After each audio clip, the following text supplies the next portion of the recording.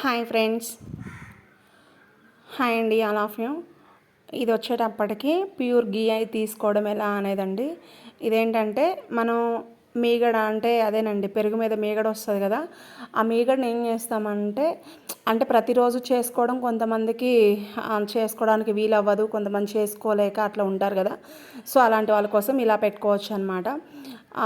ఏదైతే మనం పెరుగు మీద మీగడ వస్తుందో ఆ మీగడని తీసి ఒక గిన్నెలో స్టోర్ చేసుకోవచ్చు. అది ఎలా అంటే ఫ్రిడ్జ్లో పెట్టుకుందాం అనమాట. ఒక 1 వీక్ వరకు ప్రతిరోజు వచ్చేటటువంటి పెరుగు మీద మీగడ తీసి ఒక గిన్నెలో పెట్టుకొని ఫ్రిడ్జ్లో పెట్టుకొని వీక్లీ వన్స్ అంటే వారానికి ఒకసారి ఆ మీగడ ఏదైతే ఉందో అది తీసుకొని మిక్సీలో వేసేసి కొంచెం వాటర్ వేసి గట్టిగా మనం ఒక 2-4 టైమ్స్ అలా తిప్పేసామంటే, నేను చూపించాను కదా వీడియోలో, అలా వస్తుంది అనమాట. గట్టిగా పైకి అంటే వెన్న పైకి తేలేసి వస్తుంది.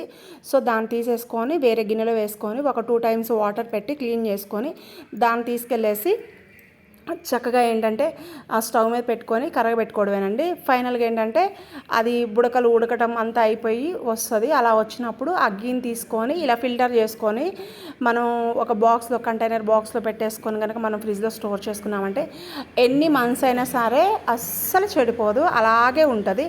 ప్యూర్ గీ అండి. ఇది గేదె పాలతో తీసిన గీ, ఆవు పాలతో కాదు. మాకు గేదెలు ఉన్నాయి, సో మాకు వచ్చినటువంటి వాటితో తీసినటువంటి గీ అన్నమాట. మేము ఇంట్లో ఇలాగే చేసుకుంటాము.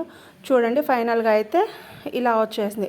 1 వీక్ వచ్చేటప్పటికి ఇది కొలత ప్రకారంగా చూసుకుంటే ఒక 1/2 kg అంటే 250